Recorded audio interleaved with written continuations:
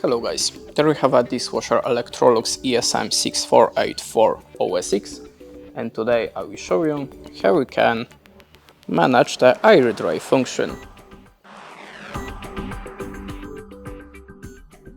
So in the first step, set the eco mode and hold two buttons in the same time to open the user mode.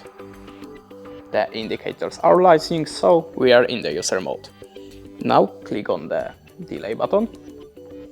As you can see, there we have a 10 notification, so that means the Airdry is activated.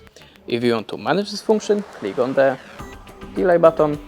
The 00 means the Airdry is deactivated. To save the settings, just go out from the user mode by holding the two buttons for 2 seconds. And that's it. Thanks for watching, leave us a like or a comment, and goodbye.